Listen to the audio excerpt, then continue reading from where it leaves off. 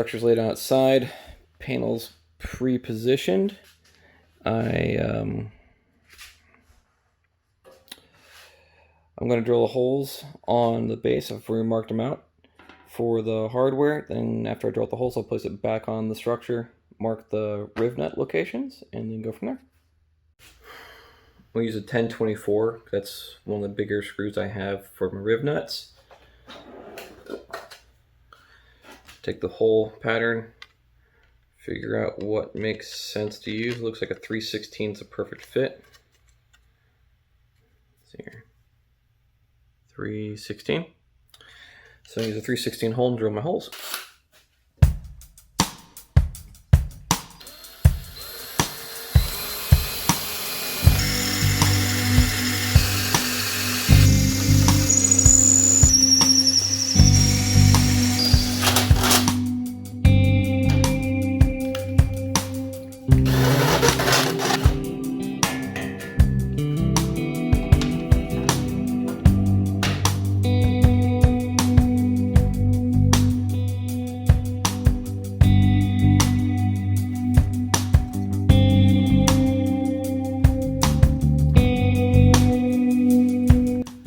Now I'm going to use a riv nut gun.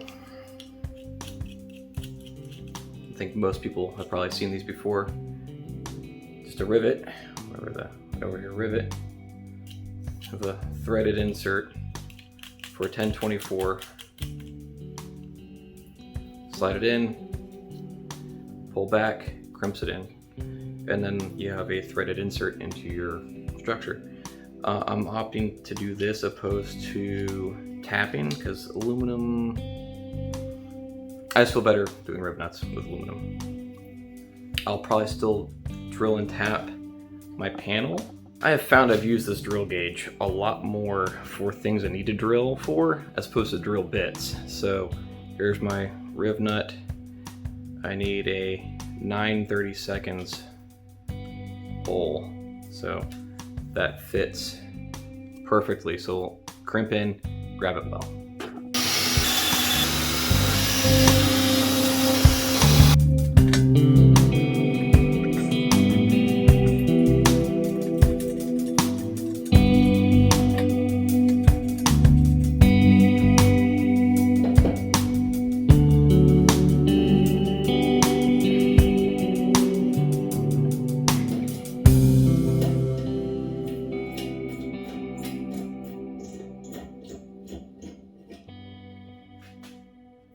Vice exercise tool.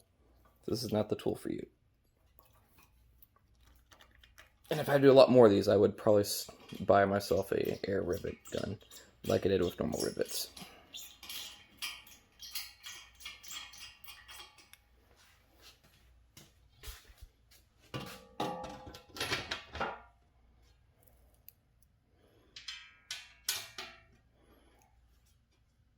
I picked a really tight tolerance for my,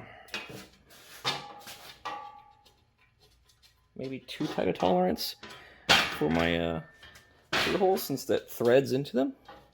So I'm going to bump the hole upside up a little bit.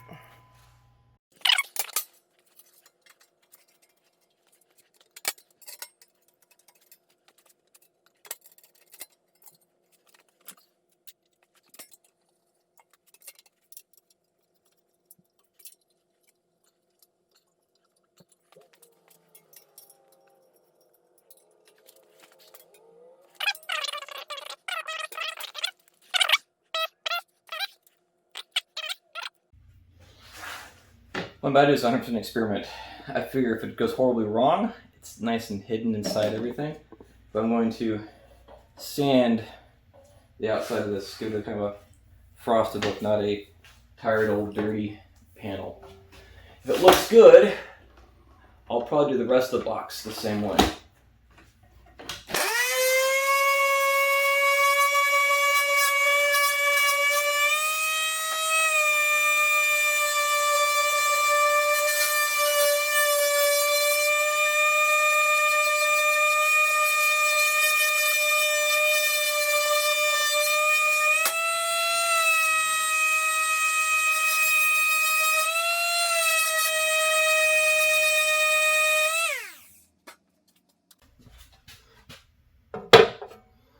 I'm raising it slightly so I can, if I drill through, I drill into the deck.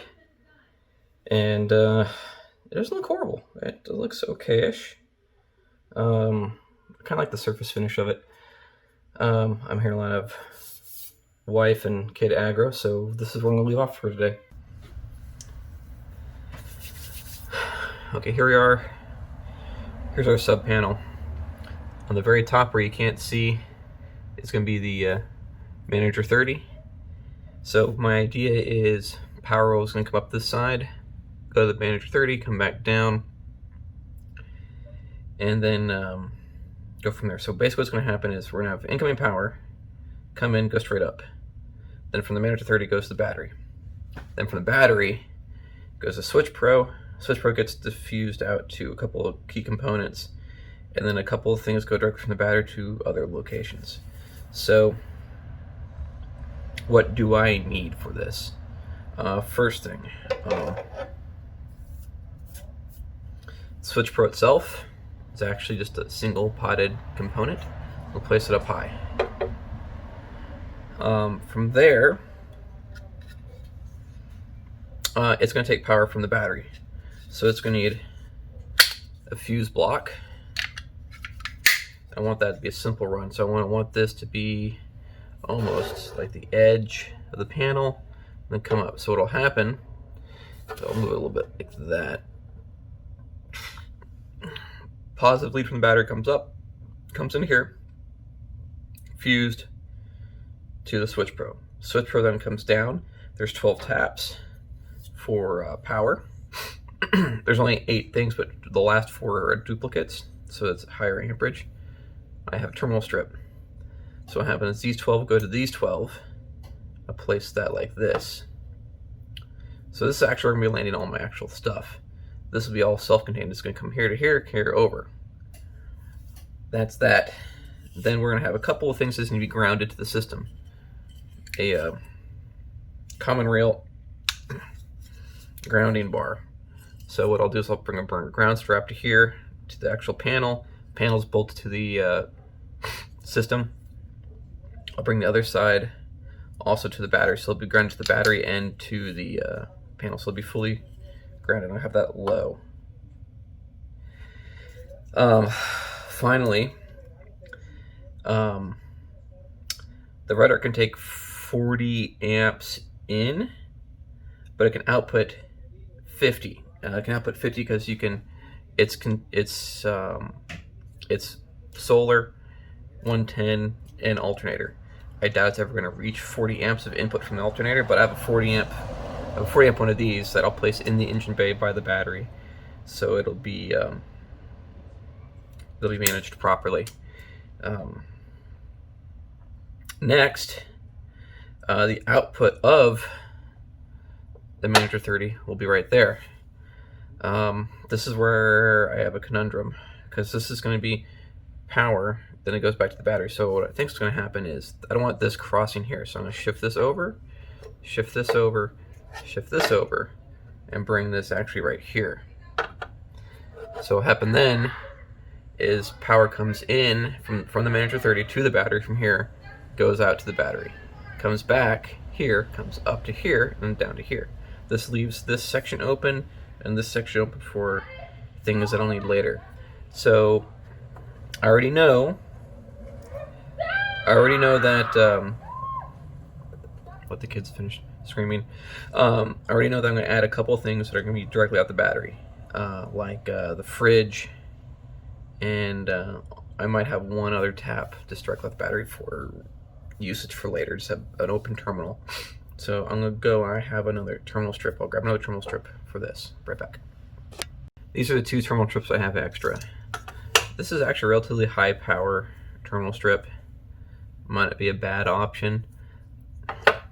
Personally, I like this one. This is only a 15 amp allowed terminal strip per terminal, which since I'm running a battery, it's actually pretty high and it's compact. I like that. And on top of it, it's covered, so if it's placed in a spot where there might be stuff going over it, I don't have to worry about shorting stuff out. This Blue Sea terminal strip, well, nice, has no terminal protection other than the ribs on it. I think this is just overkill for what I need, and it's big. It's just as big as this one. Same amount. It's actually same amount of terminals, slightly larger. Also, I don't like about this one, it's not ring terminal compatible. It's only compression. I can either put a wire in here like normal, tighten it down, or I can run a proper ring terminal and actually lock it in. Both work. Ring terminal I like a little bit more for a high vibration world, but that's it. So I'll put this up. So what I want to do is, well, let's lay this out cleanly. So what I'll do is I'll mark the top corner where I want these, then I'll measure out and actually straighten everything else out. I want that lined up relatively good. I want this to be a short run.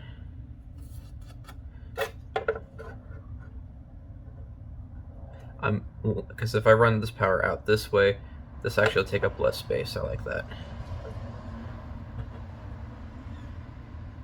Because I can run here and just go straight up. This guy, I'll probably put over here, and I'm going to drill probably a 3-inch hole right here. I'll have my power actually go out the back to keep it from slowly getting cut. I'll 3D print an insert that goes over it to have a rounded corner.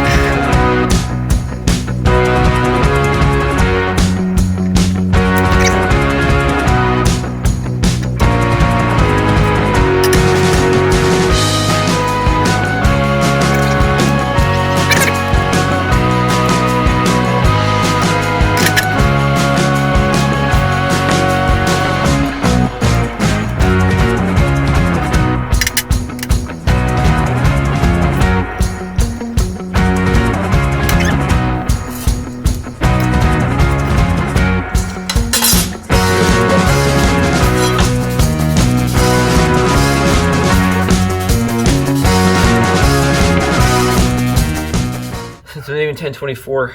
I'm gonna try to use everything 1024. It works for the Switch Pro. Pretty clean looking, I like that.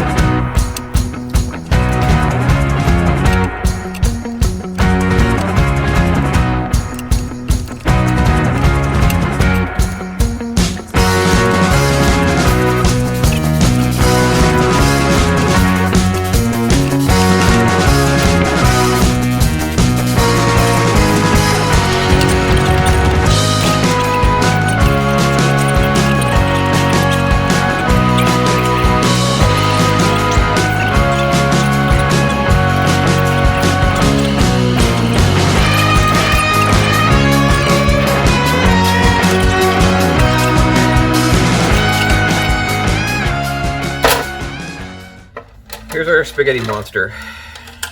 It plugs into our Switch Pro. And I guess if I ever want to place it somewhere else, I can do a couple things. I could either get a new one of these, or I can run a bunch of other stuff. So these are all going to run here. So that's a lie.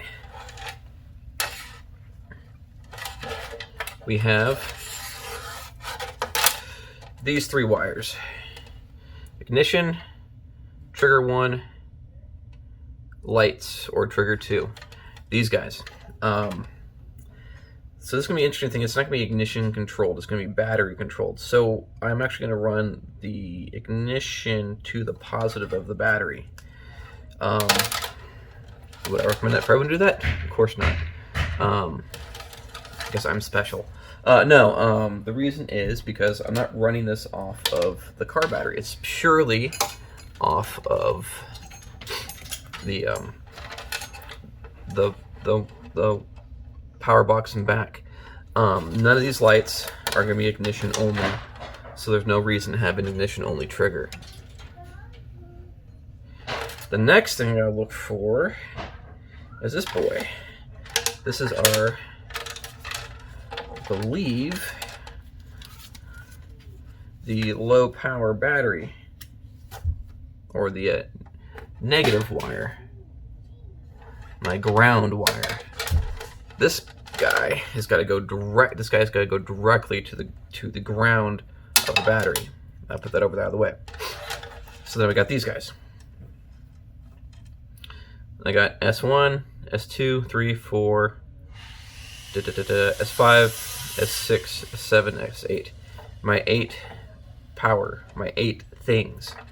So each one of these is going to go to one of these. And I'll try to run them cleanly. So this one will go down and over, and so on and so on. So what I'll do is I'll pull these down like so. Drill 2 holes, wire tie it in. Drill 2 holes, wire tie it in. I'm not going to run a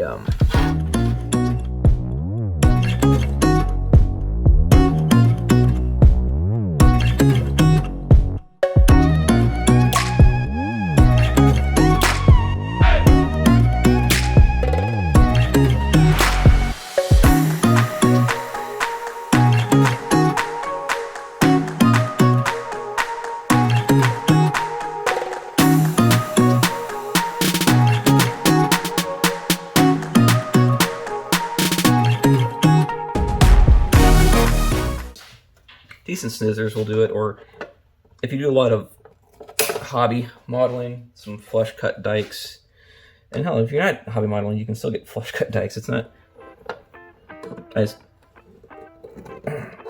they're in another room and it doesn't matter that much. Okay, this section right here, here to here. First thing, I gotta check what fuse I actually got so I can make sure I get the right amperage. I'll be back in a minute.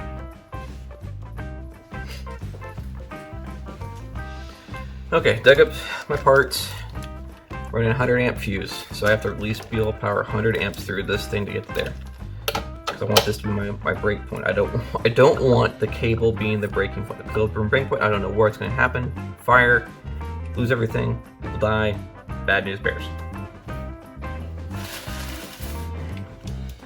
Here is some 4-gauge Colossus cable. I think it's Coons, whatever, Customs. Great stuff, I love it. Didn't know anything about it. It was brought to me a couple years ago in an off-road group.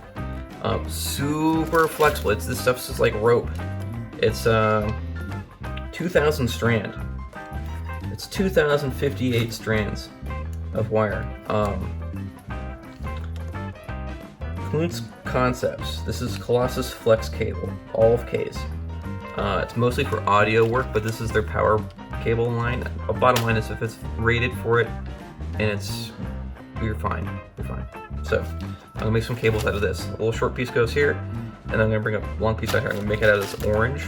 Orange would be my power. Green's gonna be my neutral. So, yeah, if you're sitting there wondering why you're looking at Dennis's crotch, sitting crisscross applesauce on the floor. Big boy cable requires some big boy tools. Gone is the little wire snipper. We have the torture device of where are the valuables and cut those fingers off. Gone is the little wire crimper with now a anvil crimper. Put the wire in, smack with a hammer, boom, goes to town. the ends are big. Now you're wondering, all right, why is this little purple wire sitting here? Well, instead of taking all this up there and going to town with it, I decided just to see what piece fit. So this is pretty close. Snip it the right size. This is my gauge for how long this thing needs to be. I'm saying that because, well, I add an inch to my overall length with these connections, so I'll snip it. It's real small, it's a little jumper.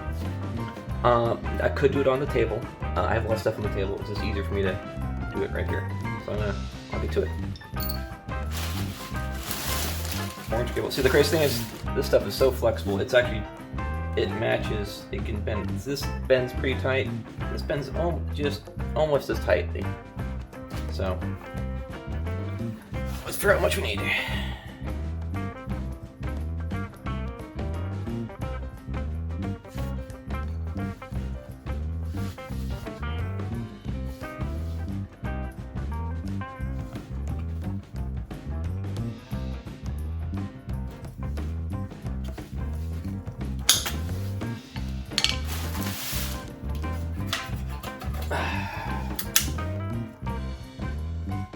I'm not going to use this to wire snip the insulation off. I'm actually going to use a box cutter. If you find that you're in a situation where you're stripping a lot of this, you really shouldn't use a box cutter, but I don't do it enough to warrant it.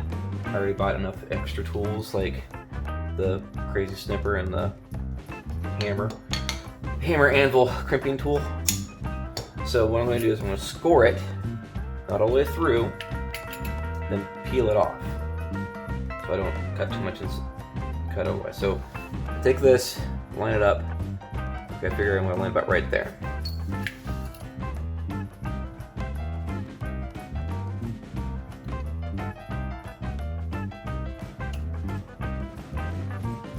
So what you can do is if you cut it, you focus. Of course you can't see it. You score it, then you bend it out, bend it away, and it'll expose itself.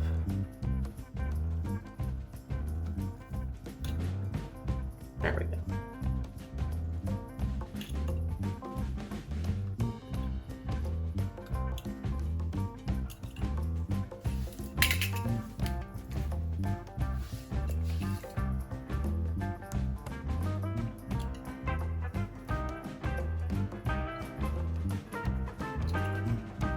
What also to make sure I don't cut is I try not to drag across. I'll rock it so the blade isn't actually rolling across. Just barely applying pressure.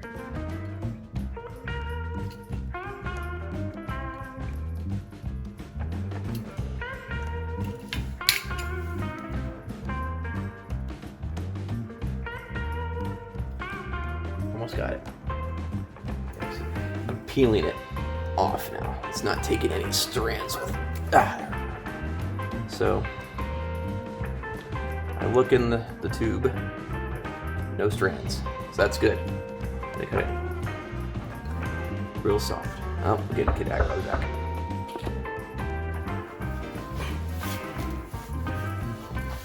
Okay. I'm back after a couple of things. Heat shrink. Cut in half. Cover my.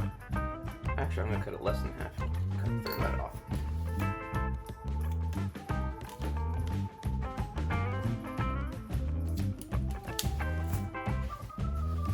So, my kid stole my hammer. So, carefully. Feed the wire in.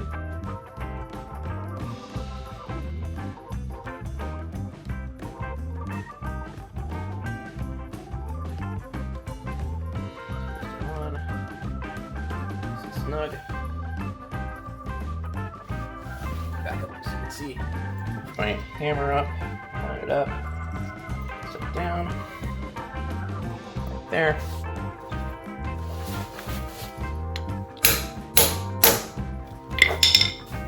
Lift up. We have a nice crimp. All sides, not going anywhere. I try to get the heat shrinks done pre-made, because see, oh, actually does fit. Sometimes they won't fit over the fitting. So now, I'm gonna take that back off. Do it again.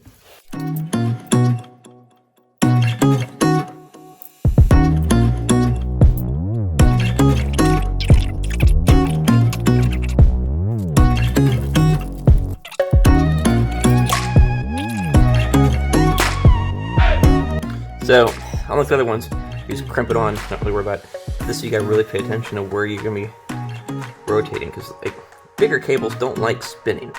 So this is gonna be horizontal places. You can go from the top, bend 90 degrees over. Sometimes you go from the side over. So, pre-plan that part. Also plan out, see how thick this is. You want it to be going up or down on an object. Sometimes you want ones to go be twisted like this, so it comes up and over, down. In this case, both being this way is perfectly fine.